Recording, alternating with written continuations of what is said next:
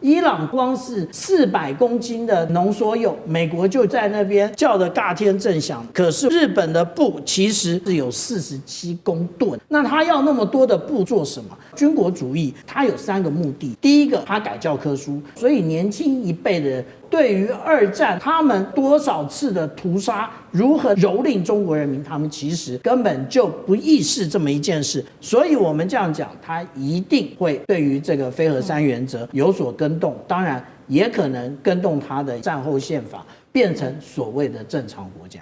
好，观众朋友，今天我们要特别来掌握今天的头条消息，也就是今天关心到这一回高市早苗狂胜了，他破了修宪的门槛，他还喊说接下来要参拜靖国神社，并且今天会关心会不会做非核的松绑，踩的是东亚红线。另外关心的是日元贬、日债跟金融会不会成为不定时炸弹。今天就这些议题，我们一起来做关心。3个火线话题，今天我们会特别聚焦，请来宾帮我们做解答。首先来看到的是高市早苗这一回掌握到了修宪的门槛，我们要来关心到说他喊说日本要变成的正常国家是真的吗？还是回到过去的军国梦呢？日本现在正式的走上极右路，极右派也等于左派正式灭亡了吗？东亚安全因此升温吗？第二件事情来关心的是川普。他公开的站队力挺日本的候选人，这个是巧合还是全球的布局？接下来如何影响到中日的发展，会直接对撞吗？最后，我们今天也会来关心到是日本的经济，高市早苗他的再通膨政策真的能救经济吗？还是日本将会面临3杀危机？今天就这些议题，我们会一起来做关心。好，特别来看到是最新消息，日本真的变天了哦。我们要来看到的是这一回日本直接走向了一个修宪的日本自民党因为一口气赢得了突破2/3的一个修宪门槛，所以呢，高市早苗手中握的是一张空白的支票，他接下来要怎么写日本的路，可以都由他来做了。我们赶快来看到，那么高市早苗也不讳言的在公开谈论到参拜靖国神社这件事情，并且呢，先取得周边国家的理解。那前大阪的知事做这样子的一个言论，他认为，他已经透露说，高市早就已经说过了，即使身为首相，也会参拜靖国神社，不会在意中韩的看法。也就是在他真的高市成为首相之前，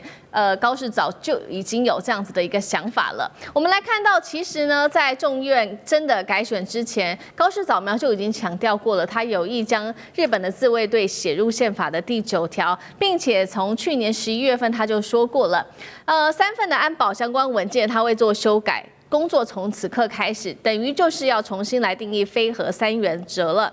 专家亮子说，他说这可能会改变日本整体的国家形态。所以节目一开始，我们特别来关心到是现在日本的修宪门槛确定过了，高市早苗的下一步会不会就是动非核3原则？刚刚提到高市早苗口中的正常国家是真的正常，所谓的正常的定义是什么？会还是军国主义复辟吗？从军事角度来看，对整体接下来东亚局势会造成有多大的影响？舰长怎么看？我们看到啊，日本那他认为他不是正常国家，可是呢，是不是正常国家不是他决定的，是美国决定的。那至于说，正常国家或者是军国主义呢，这个不是2选1的问题，而是它渐渐发展，也就是它的层次性的问题。那这个问题呢，其实决定在美国。为什么？因为也就是美国要让日本作为这个代理人哦，那这个代理人呢，也就是抗衡中国大陆。所以我们大概这2天呢，我们会从中国大陆，还有从俄罗斯，还有朝鲜，我们都可以听到类似于放弃幻想、准备斗争的这种话语啊。其实，在前一任总统拜登任内，他就已经想要遏制这现在的一个中国大陆的一个发展，所以他在这一个2023年的8月18号所谓的大卫营精神宣言里面，他就提出了有关于美国提供这个延伸威慑的部分。延伸威慑简单的来讲，也就是提供日本跟韩国这个核子保护伞，他希望日本跟韩国不要发展核子武器。那也就是现在大家常常讲的核分享。所谓的核分享，并不是核子武器的分享，而是实际上来讲是美国进驻到它的一个核动力潜舰进驻到这些区域，但是实际上打破这个现实的就是川普，因为川普实际上来讲，他将这一个核潜舰的技术分享给韩国，那日本呢？日本一定会觉得，那我的那个国家的实力实际上是在韩国之上。既然韩国有了，那我为什么没有？那另外呢，其实我们如果仔细的看日本的话，我们现在等一会儿会讨论到有关于伊朗。伊朗光是400公斤的这一个浓缩铀，美国就在那边叫得尬天正响。可是我们仔细看日本，它的布到底有多少？日本的布其实它是有47公吨啊。那它要那么多的布到底是做什么？那它的目的很单纯吗？当然不单纯。那其实我们讲到军国主义，它有三个目的。第一个，也就是将二战的这个责任呢放到阴暗的角落里头。所以他改教科书。那他改了教科书之后，所以年轻一辈的人都觉得我们国家为什么不正常？因为他们根本就对于二战，他们日本应该要背负的责任，甚至侵华的这些举措当中，他们做了多少次的屠杀，如何的蹂躏中国人民，他们其实根本就不意识这么一件事。第二件事情，之前美国是透过北韩，然后来凝聚美日安保，可是北韩，那他自从他有了核武之后，他好像也没有这么强。那他后来他们就开始把中国大陆来当做一个假想敌。那另外他们就想要透过这一个提升自卫队的质与量。那我们讲到说，对于就日本对于中国大陆的这个恶感啊，其实从最近的一个民调，我们就会看到，如果对于中国的感觉来讲，觉得不太好的占到了86.4%，但是相对于美国来讲，他们觉得不好的只有28.9%，觉得很好的是70.8%。那这一个也就是反映在之前在讨论台湾有事的时候，我们就会看到所谓的中年就是50岁以下的，其实都觉得台湾有事这句话没说错啊。这个也就是高市早苗为什么可以带着自民党直接跨越2/3门槛的原因。所以我们这样讲，他一定会对于这个非核三原则有所更动，当然也可能更动他的一个战后宪法，变成所谓的正常国家。好，刚刚舰长也帮我们特别看到了这一份最新的民调，显示大部分的日本人现在其实比较倾向跟美国友好。那确实，外媒现在也针对日本未来的动向做了一个定义，说未来的日本的政治一定是对中国更强硬，对美国更靠拢。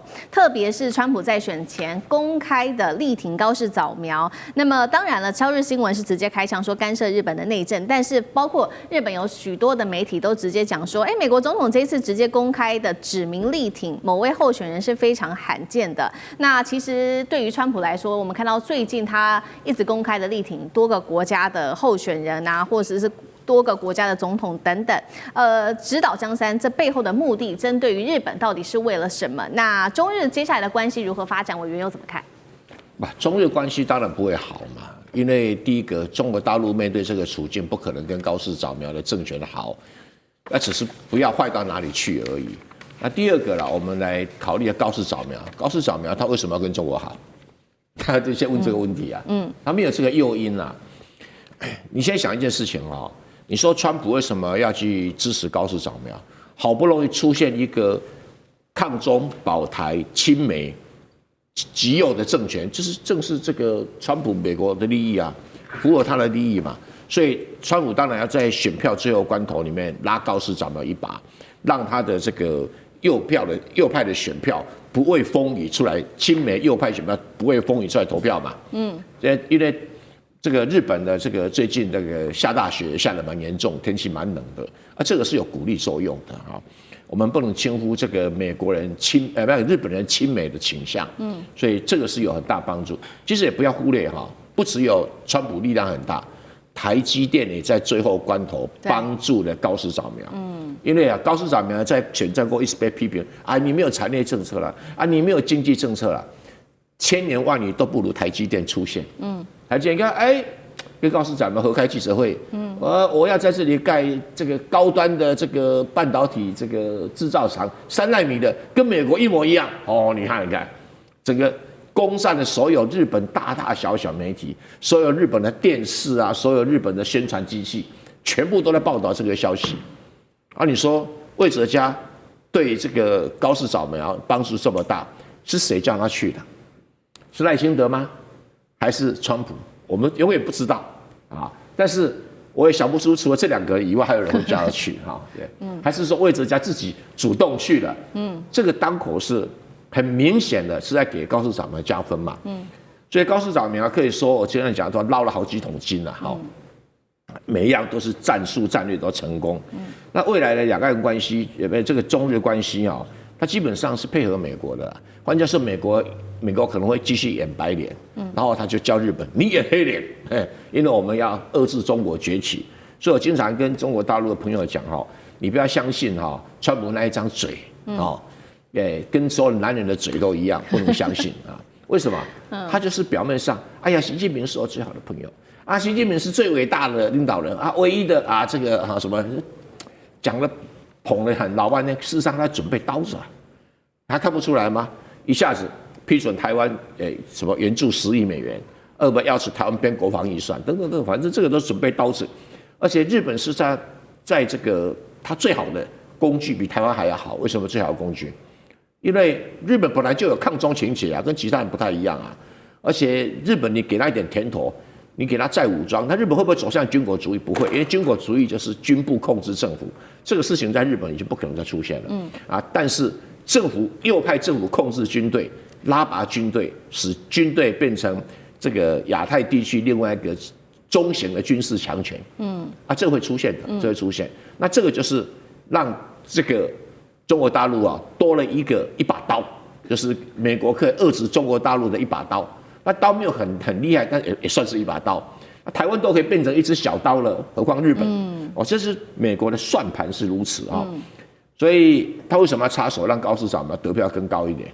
就是要碾压那些过去他认为不亲美的政权。好，我们刚刚就政治面做了一个分析。那针对于接下来日本的经济，我们也请聂老师来带我们看。因为呢，其实高市这一回他想做的事情非常的多，还包括在经济层面，他希望能够改善日本的体质。那他压住的是在再通膨这件事情上，他认为说日元是可以贬的，通膨是可以忍的。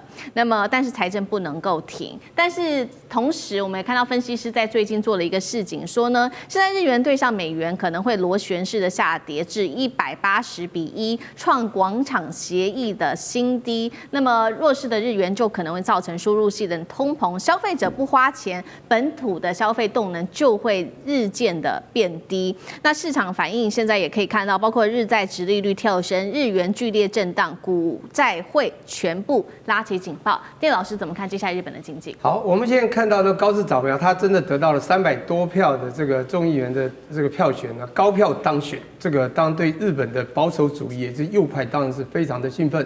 当然这个其来有自啦，大家都知道，现在这个右派保守主义已经成为政治主流嘛，各国都一样，从川普哪里都一样。好，那不管怎么说，他这次呢，这个虽然这个小赌，但是他也非常有信心他会赢。他赢了之后，当然他对他所有的政策，当然就更大胆的敢去尝试，甚至你刚刚讲到，认为他应该要贬值。但我等一下再分析他为什么要认为他要贬值。哈，当然这也会使我想到安倍晋三当时在2012年，也就是金融海啸之后的欧债危机时期，他丢了3支箭。第一个箭呢，就是大肆的丢 QE， 丢了50兆的这个日元。当时那个叫货币剑，其实还不错，做的还算成功。但是它的财政剑和社会结构剑，当然会又打倒了这个日本的经济。那不管怎么说，延烧了10几年，到现在高市这次的突起呢，又是一个不一样的景气的一个循环。那这个景气循环未来会怎么走，是值得大家分析。好，那当然我想这个金融学家都会去分析啊。但国家在这个政治变局的时候，它的股市、债市还有汇市三者联动，一定会产生一些变化。当然我现在也看了一下，从上个礼拜5到今天，日本的股市涨了非常多，大涨。那当然从5.4万就跳到了5.6万多，表示短暂时期的日本大部分民众是欣悦的，大家对这个认为是一种强心针，是往上的。但殖利率并没有并没有好像说债券这个往上而殖利率下降。当然短波看不出来，当然可能大家对这个所谓的日本虽然短暂这个右派主义好像得到了大家的这个胜权，重点是未来这个波动还是蛮高的。因为我看到的是高市是一边完全下注的压住美国，他已经就是这死去压住美国，很多的国家都是基本上站中立，在新加坡哪些国家能够越中越好，但只有我看现在就是台湾、日本是最一面倒的靠向美国了。好，那这个时候你会发现这个的风险是非常高的。我想全世界金融家去分析都会知道，所以债券人家不敢随便买你的国债，尤其是国债，所以国债你要升还蛮难的，所以殖利率会提高。第三个讲汇率啊。汇率有2种情况，一种是因为汇率跟刚才股债不太一样，股债一般是投资客或企业家可能会下注，产生的供需的变化，但是汇率是有国家可以操控的，因为国家有一支货币政策有2个手，一个是利率，一个是汇率，当财政政策是税率嘛，汇率的手国家可以控制，要不然美国为什么会定所谓的什么汇率操纵国诸如此类的。当然，你刚刚讲的一个重点，是因为高市说让它贬值也无所谓，因为它为什么要倾向贬值？一个国家贬值叫做贬值救经济，或者降息救经济。降息刺激大家消费，贬值刺激买卖的这个贸易顺差。所以他要用贬值救经济。各位想想看，在1970年代、80年代，日本的制造业为什么那么强？那除了它的当时的半导体不错之外，资本才不错的，最主要它东西便宜，它便宜到全世界买。所以在广场协议1985年9月20号之前啊，这个时候它的汇率是极低，在260:1，那时候是日本经济非常好的时候。再想一下，我们讲我们的对岸大陆，它也是因为当时的汇改在1997年7月2号啊。PEG 这个 US dollar 8.278，一直到了2005年7月21号才松绑，这一段时间经过了这个 WTO 才大赚世界贸易财。他想这样走，当然我们也必须分析，以日本现在的经济，他如果这样走有很大的风险，因为现在整个日本的经济并不是这么的好，它的通膨是人民不一定能完全销售的。如果他真的让它贬的话啊，不是市场决定，是他要这样走，所谓丢这个货币多，然后来创造这个汇率贬值，用政府操控的话。可能会造成它的通膨会，尤其输入性通膨会急速的升高，让人民的生活会更有困境。所以他必须思考这一段，也就是任何一个他想走的走向都有利有弊。他如果走的认为要把国家经济带起来，会让人民更痛苦。他将来螺旋式的旋转会让这个国家可能更惨，也不一定。所以我觉得他的政策现在看起来他想大胆尝试，但是也有可能有他的隐忧。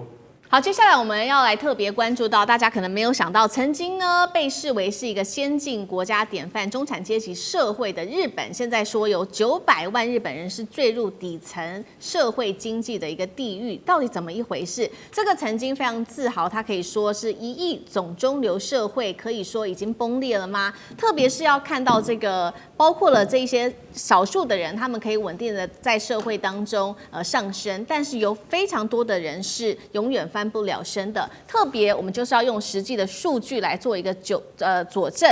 2025年，日本的劳动人口数正式突破了7000万人的大关，但是要特别看到的是，来自于日本早稻田大学教授，他是这样评估的：虽然说劳动人口有7000万人，但是日本现在出现了规模超过900万人的一个底层阶级。这些底层阶级不是失业者，也不是游民，他们其实每天非常努力的上班，拼命的工作，但是被视为是穷忙，翻不了身。底层阶级他们的平均收入在日本，我们把它直接换算成新台币，大约是44万元，相当于216万日元。他们的年收入其实不到这一些正式员工，也就是新台币年收入99万元的一半。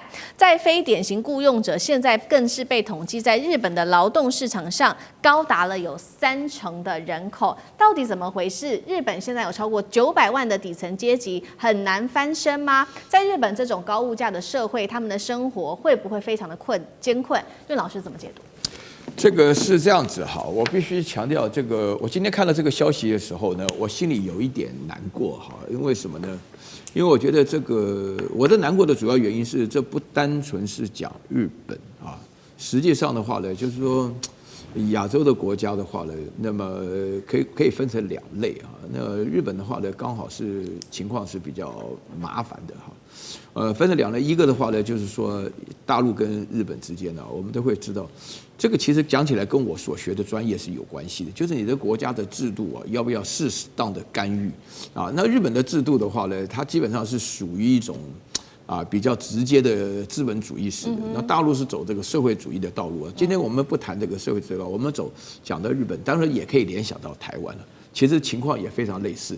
我觉得日本里面现在出现的一个状况下来讲的话呢，就是说日本一直是迷恋于过去啊。我觉得日本的国家的话呢，他们是昨天永远比今天好了。所以2次大战以来，昨天永远比今天好。那么明天的话呢，就很严重的不如今天了。所以日本的话呢，是在走下坡。大家原来讲的时候，这个失落的30年的话呢，这种情况是最主要是因为日本的它那个基数比较高啊。它原来发展，因为像日本的话呢，基本上它的收入的话还是非常高的。那我们这边的话呢，也都很喜欢去日本玩，就是说亚洲唯一真正的我们心中认定的一个发达国家就是日本嘛，哈，所以说日本的话呢，它要在维持这种情况是不容易的。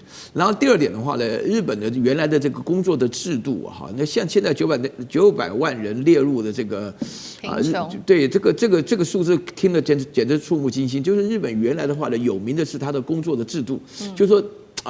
我自己的，在我这个年龄之前，比我大7、8岁的人，他们很羡慕日本的制度，就是不管是私立公司或是公立公司，他们一旦进入公司，就是永远在里面公司工作，而且那个附着力非常强，而且会觉得认定这一切都非常非常好，公司会给你待遇什么的，那么去解决了社会制度问题。但是日本的这种高速发展是一个假想的一个结果。结果日本的话呢，我就必须坦白讲，日本的公司当中做假的然后这个家电事业的结束。然后还有这个日本本身来讲的话呢，没有办法因应，甚至于最严重的就是说，日本到现在，因为我们原来在嘲笑啊，就是说日本的那个到现在都不用 Internet， 还是用传真机什么的，居然是真的，你知道吗？日本的保守就是大家缺乏创新的意义，所以呢，我们现在整个收入的结果我就从大的角度来讲不是说这个日本人这个面对的困难有多大但是呢，就是说相较于亚洲4小龙在发达的过程当中，日本显现见的是创造力不足。还有第3个真正的因素的话呢，我必须坦白讲，大陆的生产业的崛起那么是使得日本现在的话呢，产业当中，现在大家我成长的时候都是以看索尼电视、听索尼的录音机就没有不是日本的照相机。现在除了照相机，大概日本货还多一点以外，其他都没有了。它到哪去了？通通被大陆的产业取代了。那这个取代的话呢，那个大陆生产的东西有个很麻烦的地点什么呢？这个麻烦点就是通通是白菜价你现在的话呢，搞一套。现在我们自己做自媒体的时候，那个 Poke3什么的就是我讲说，我想带个 Poke3回去好，我帮你弄一个就是通通都非常方便嘛。就尤其你到了深圳去买的时候，这些东西，那我觉得在这种竞争的压力下，还有日本的这个制度当中的话，让大家自生自灭的情况下，以及再加上原有的制度的福利条件这么好，三者加在一起的话呢，有很多人就没有办法达到这种情况。我觉得最惨的是年轻人了。台湾的情况下也差不多台湾的情况下的话呢，就是说，因为我们原来生活水准不怎么样嘛，所以现在弄到这种情况，大家觉得说维持现状挺好的。但日本的情况就不一样，日本现在明显要面对于这个生活水准要倒退，而且大陆现在从2026年开始，也就今年的开始，一定要搞死日本，所以日本的工业生产的话呢，缺料然后缺工，然后的话它这个缺资本，所以这些问题都陆陆续续会爆发的。好，那干哥又怎么看900万的所谓的底层阶级你知道中国什么时候取代日本成为世界第2大经济体？2011年，也就是说距离现在15年前，中国取代了日本。那2011年跟日本的那个经济泡沫化，1990年已经相差20年，日本还是能够维持第2大经济体。可是到了2011年以后，日本就走下坡，不断的走下坡。刚刚岳老师讲的很对啊，为什么？因为他们不是科技的大国吗？但你知道日本的，就说他在中层以下的国民，当时他们有一句话，在1970年代的时候，叫做1亿中流层。日本总共的人口不过是1亿2千万，但是他们说1亿中流层什么意思？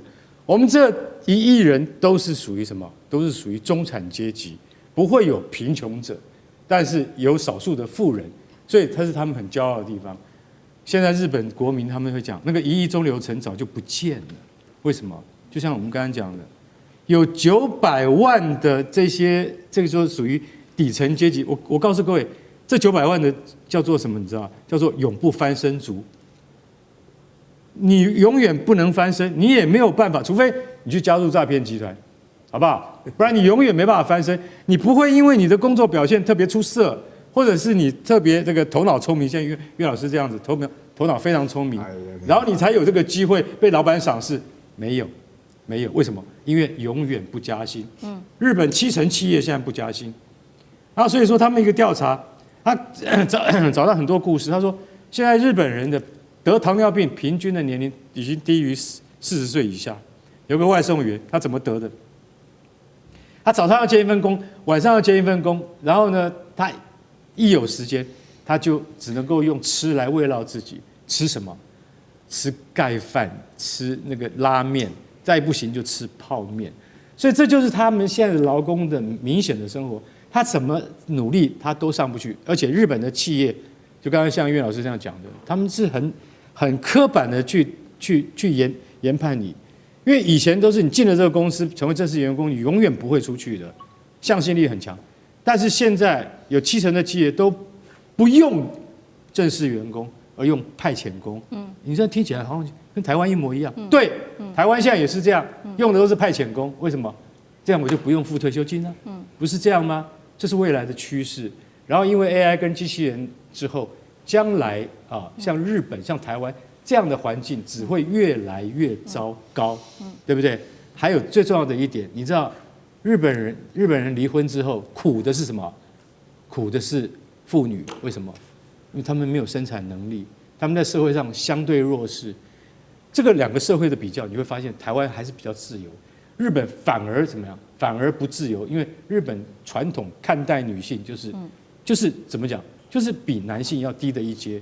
所以单亲妈妈很难带小孩，因为他们没有办法自谋生路。所以大家就晓得说，日本这种就是说已经是低层阶级的人会越来越多，而且在短暂的这个经济态势没有改变之前，他们也承认我们需要观光客。如果没有观光客的话，日本就会成为下流民族。所谓下流，不是真的下流，成为潮流的底下的民族。那一天很快就会到来的。好，确实如这个干哥帮我们看到，那日本其实现在针对于单亲妈妈他们的受雇比例，现在最新出炉是非正规就业比例高达40%。现在担心说很多的妇女，也许他们是单亲妈妈，需要花时间在全天工作，无法陪伴孩子，会导致教育落差。那贫穷会不会世袭？等一下请聂老师看。那另外一方面，日本现在是先进国家当中贫穷率最高的。2018年统计说它的贫穷率是15.7%。聂老师怎么看？这个刚好思敏，我本人在日本有公司，那我有请人，那日本人再来要薪水的时候，他们不敢要高，台湾的小孩光我学院毕业都还敢，我们还会告诉他，你先提高一点，他可能不给你那么高，但他喜欢你，他还是会要你哈。但是我讲日本人为什么不敢要，真的有问题了。我先定一下什么叫做底层阶级。说不好听一点，他们不是没工作，是他们拿不到高薪。也就是其实在金融海啸之后，台湾也发生过叫 working poor。穷忙族拿到薪水，2008年没有工作，N9N 有工作了。当时我们定了一个最低薪资嘛，这个一般是22000嘛，硕士28000嘛，大家就以这个为标准了，要不然你就不要做。所以日本已经出现这样的问题，非常清楚。我再跟各位讲一下，因为我这个在日本算是因为常常去，我从2006年到长崎大学 Nagasaki 呢做他们的主要的这个贵宾主讲者，每一年开研讨会。那当我的这张系主任一直希望跟我们学校合作。那我去了以后，因为要找会讲中文的人跟我去招待我到这个拿萨奇，结果呢都是大连啊、长春一些女孩子讲中文。他们说他们到了日本，发现他们的教科书里面那是20年前，2006年。我连续几年发现越来越严重，说他们现在整个翻转他们的教育，就是他们过去我们讲中华文化的8的忠孝仁爱信义和平，他们只强调忠，在军国时代就是忠以及真，打胜仗一定要胜。当时在军事思想，每一个人都很中心，所以当时的我要讲一个 timeline， 这个大家一定要弄清楚为什么会走到这个地步哈。这是一个整个结构性的变化，台湾也有这样的问题。我先讲一下这个中心思想，那过去的日本企业一定是大企业为主，不管是 Toyota、Honda、Sony 都是大厂，不管是资本财都是资本财，汽车也好，电器也好。Panasonic 也好，每一个进到公司里面不敢离职，一离职你找不到别的工作。台湾人是说，哦，你好多的经验，哇，你那么多经验加分。你第二个经验，第三跑那么多公司，是不是人家不喜欢你，不要你？就像人家都听过，日本人早期回家的时候，太太看不起你，你老板一定不喜欢你，所以你要完全为公司负责。以前很忠心，20年前开始他们反中思想，小孩子反对。开始整个在强调3个叫小确幸，台湾跟着日本走，台湾也在走小确幸。20年前开始，台湾的小孩也弱化了。我们以前有经济奇迹，全是我们这一代人所创造出来，你相不相信？相信。现在小孩子有新创，给他们新创世界，让他们可以有新创。可是大部分的小孩就没有新创的。我跟你讲，就是对不对？有时候真的已经差异太大，日本差得更大。所以你会发现，过去啊，我们讲过去 timeline 哦，这时间轴，过去呢大企业为主。以高薪要你，大家都不愿意走。只要进到大企业，你就非常有薪水，家里就会很和乐，你知道，晚点陪老板喝个酒，晚点回家喝醉都没关系。那日本文化嘛，到这个居酒屋，现在不一样。现在我讲小确幸为主用，可是日本跟台湾又不太一样。日本不太会做小生意，你看到日本去做开公司的日本人反而不少，因为他们的思想很怪，他们喜欢被请。他喜欢做个面包师傅也好，开个小巴士也好，只要不要大公司去。可是自己开企业，他们不敢冒风险，以前都大老板冒，所以小企业开的人很少，那还是要请人的。所以要去请人的时候，发现为什么不多？每一个都不敢高薪，低薪就可以。我跟各位报告一下时薪，用数字说话好不好？日本现在最低薪资是1023到12多，东京最好的地方是121，你除以5，现在不到5。只有200左右。跟各位报告，10年前我刚刚跟日本开做生意的时候，当时是除以3嘛，0.3，那时候汇率是0.3左右哈。我跟各位报告，那时候台湾的最低薪160几，168，日本是台湾将近2倍。3年前疫情中间当那个利差交易，所有的钱流进了美国，他们开始出现了汇率从100贬到160之后，除以5。而且他们这个数1除2，台湾反而加薪，在去年底190，现在已到196了。他们一除也是200，差不多。对，我请问一下，以他们那种生活环境，以他们那种这个消费水准，他们消费也低了，没有错。你知道，他们又不敢要求高薪，而台湾小孩100多请的小孩子，你对他不好，他就跑了。日本不敢哦，所以你会发现，这个已经产生非常明显的结构性的很大社会结构的变化。因此，您刚刚讲到这个非正规雇佣或者叫做非典型劳动者，到处都是。因为大企业是的不去，小企业又找不到，你低薪就够了，而且薪水就是低，所以 working poor 到处都是。因为我在那里，我感受蛮深的。今天我们要特别来关心到是，难道日本真的可以一夜永和吗？现在发出的正式警告。另外一方面，今天也会来关心到中国大陆的这个动作，20天的渤海军演，再加上它的歼20似乎现中在宫古海峡，中日现在太平洋对决，火线升温。今天我们会一起的来做关心。我们要来看到，这是来自于北京智库最新的一个说法，他的报告指出呢，日本右翼它的这个核野心不断的扩张已经对世界的和平造成严重的威胁了。他也指控日本现在正在秘密生产可以用于核武器的这个钚，而且它是在极短时间内就可以发展出核武的。那我们要知道呢，日本它过去是一直使用的是核不扩散条约的框架，所以它是唯一一个非核武的国家，但是它又具备的包括了有这个核燃料在处理，还有能够分离武器及钚的一个非核国家。特别要关心到的是，它其实在1980年代就已经开始运作的这个实验快中子反应炉，这个叫做长阳。它当时呢被视为是在炉芯的设计调整前就已经可以拥有生产武器及钚的这个能力了，技术上它是可以完全的来生产核武的。那么其实我们也看到当年的这个报告也提到说，其实拜登总统当时他在担任副总统的时候，2016年的时候，他就已经向习近平主席直言，并且警告了日本，他是有能力在一夜之间就拥有核武的。好，所以节目一开始特别请教委员，怎么看拜登的这个言论？日本一夜就可以拥有核武，所以这份报告也透露说，日本秘密准备核武的可能性，现在到底有多高？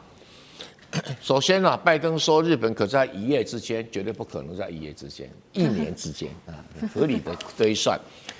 因为日本是一些非核国家里面唯一拥有核武器材料的国家，因为它过去又盖了很多核电厂，核电厂炼完了以后，那个燃料棒叫做乏燃料。这个乏燃料呢，因为本身就带有钚，所以用钚跟铀再整合，可以变成一种铀钚混合的新的核燃料，再回去核电厂可以再用1次到2次，然后在这中间会产生很多的钚，然后这个钚啊的累积啊是要提炼出来。目前全世界没有几个国家有，俄罗斯、中国跟美国当然是有啦，剩下就是法国、英国跟日本，其他国家没有了。所以日本啊，除了自己啊提炼钚以外呢，还把这个乏燃料运到法国跟英国去提炼这个钚原料。所以现在在法律上，日本拥有差不多44公吨的这个钚。那40公吨的钚呢，其中在日本本土只有8公吨。那另外在英国跟法国，那全部都是在国际原子能总署的监督底下。我去参观过青森县的它的什么六所村的一个钚原料基地啊，在那个地方真的都是白皮肤、大鼻子啊，什么那么大眼睛的人哦，在现场在督导啊，那。所以日本要秘密做是有困难的啊，是有困难的，因为那个钚，我所了解，他们要开启这些燃料库啊，是需要国际原子能总署的人现场开启，他才能开启。日本人自己不能够动用这些燃料啊。但是因为日本上次福岛事件问题之后呢，它的核燃料厂关了，所以钚就没有消化掉。本来钚做成 MOX 就是这个铀钚氧化燃料的话，这种混合燃料就没有办法再投下去，所以就没有制造，所以累积了很多哈。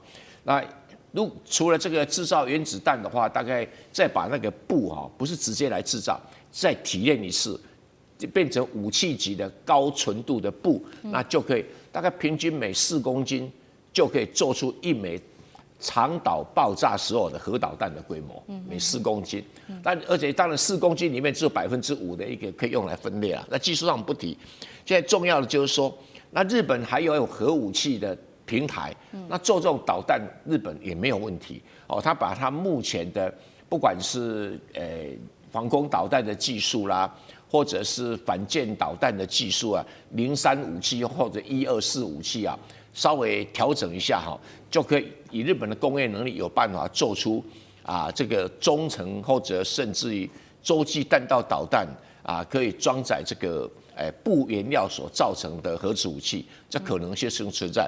所以拜登讲的，日本有技术没有错，日本有能力没有错，但是除非美国不管美国放手，或者这国际原子能才会放手。国际原子能2个都放手的时候，日本才有办法自己取得钚原料来制造核子武器。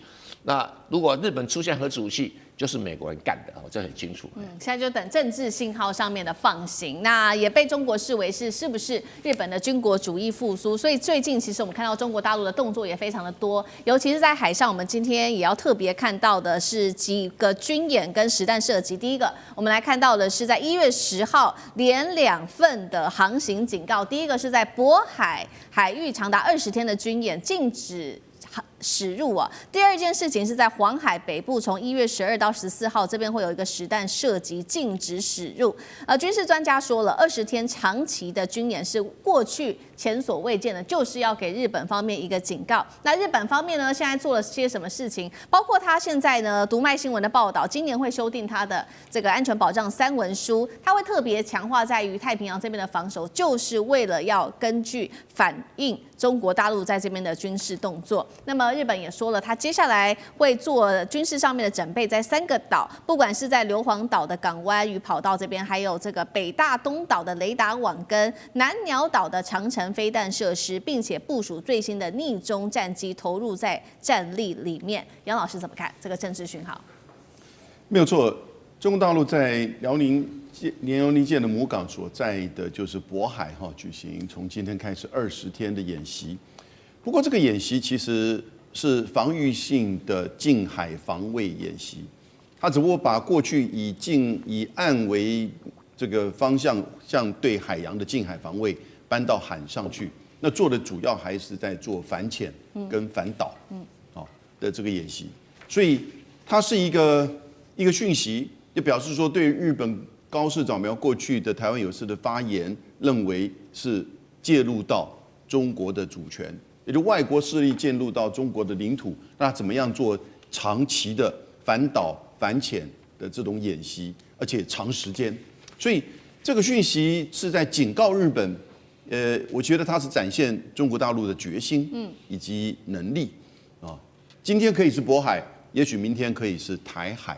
那你日本或外部势力，当然最重要还是美国。对，你即使要进入到周遭的区域，你都会面临到我有这种反潜反导的能力。那更不要说区域的句子跟相关的这个反介入的能力。那日本就刚好展现另外一个层面，因为你看这3个岛哈，一字排开刚好。北大东岛它其实是属于冲绳县最靠应该是东端，但是呢，中间的这个硫磺岛，它其实就在东京跟关岛中间，那个距离刚好在中间。很有名的硫磺岛战役过去在2次大战的时候，对，然后再往东就是南鸟岛那就更远，所以刚好在这个距离上。那北大东岛就代表的意思就是在整个中国大陆如果要突破第1岛链的时候面临到的，它可能部署相关的这些机场，然后呢反导的这些设施。那到了硫磺岛呢，它就在中国大陆短程飞弹的射程距离之外，然后它可以再更进一步的做，就是牵制航空母舰这个战群，它可能要接近东京，或者是要突破第2岛链。因为硫磺岛刚好就在第2岛链的这个线上，你再往南岛群岛这边呢，那当然因为日本这一阵子这几年发现到南岛群岛有重要的稀土矿产以及它未来如果作为长程的，所以这是一个他们叫做太平洋防卫构想室，这个单位预计今年4月会成立，也就是在安保3文件计划之下，它可能一方面在讨论是不是要去修改安保3文件当中非核3原则当中的不引进，也就是跟美国去共同推动核潜舰的计划，像韩国一样。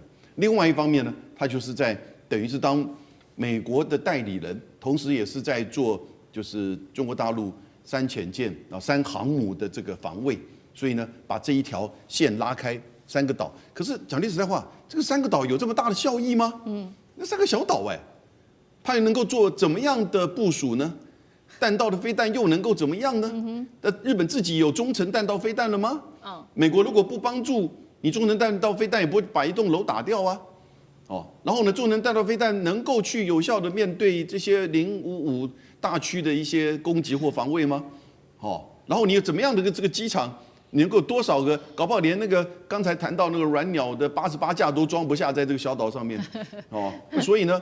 而且，如果你把它变成一个航空母舰的这种装备的一样的数量的话，那你不就变成另外一个直接被攻击的最明显的目标吗？所以，不过总是它的一个所谓太平洋防卫计划当中的环节吧。对，好，我们刚刚特别看到，也是中国大陆现在在太平洋这边也加强它的部署，是在海上。那如果在空中，我们也带观众朋友来稍微看一下，因为这是来自于大陆自己的军事专栏特别的报道，说在今年的元旦之后，我们看到的是日本的 F-15J 战机在宫古海峡这边说捕捉到了大陆的，不管是它的歼16、轰6K 之外，还有2架是型号不明的战机，现在在猜测说这2架可能是歼20隐形战机，透过这个电子干扰保护伞携带着在他的身上，那对日本造成压力，也代表说歼20现在对于跟日本相比来说，已经具有绝对优势吗？可以这样说吗？张老师怎么看？我觉得大家还是应该到这个日本这个防卫省的统合幕僚监部所发的这个军情要报去看，他原来到底是怎么讲的。这个军事专栏楚望云霄所讲的东西，跟原来他们所发布的，其实在用词用语上有一些差距。但无论如何，这个 F-15J 基本上来讲，它没有装 IRST， 就是红外线或者是光学的远程的追踪，跟就是搜索的装置，所以它远程目标的辨识能力其实相对较弱，所以有很多时间它真正要辨识是什么机型，一方面是靠电子接收的信号，但是它本身电子接收的信号。它要靠这个地面的站台，而不是靠 F-15J。F-15J 上去，它是用目视，然后确认有这么一个东西，或者带着这个就是征收的夹舱，然后去这个确认。那这个里头呢，又牵涉到，因为我们在这个空中之中啊，虚虚实实。那隐形战机呢，通常有一个东西啊，是增强它的信号，叫做龙波透镜啊，叫 Lambert's lens 的，它是信号的强化措施。所以歼20呢，有时候会突然把它施用增强你的信号，然后哭又把它收起来。收起来之后，因为有很多的这个隐形战机啊，它装了之后要落地才能这个就是摘下来。那这个就是歼20可以开启关上，开启关上，虚虚实实。那这是什么呢？这也是在逗别人，然后让了解人家到底是怎么样来应对这些问题。那假如不能够确切的掌握目标的运动的痕迹的话，那不能进行所谓的 TMA 目标运动解算 （Target Motion Analysis） 做不了，它就不能再做进一步的射控解算。射控解算不能完成，就不能做弹道解算。弹道解算没办法的话，它武器就没办法施用。但是呢，也实在没办法的时候，也有一种方式，就是完全靠它这个自己是主动型的飞弹，差不多约略的方向把它打出去，然后来这个就是靠它自己来。可是呢，那个要是没搜索到，砰就掉海里了，就浪费了。所以很多事情就是这个空中这些捉这个猫捉老鼠永远是虚虚实实。但是我总觉得中国大陆有很多的这些就社群媒体这个吹的我觉得他们真是不应该在这儿努力他们应该早就去好莱坞帮人家写剧本，可能会写得更好。地缘政治、美中之争、战略价值、强权崛起。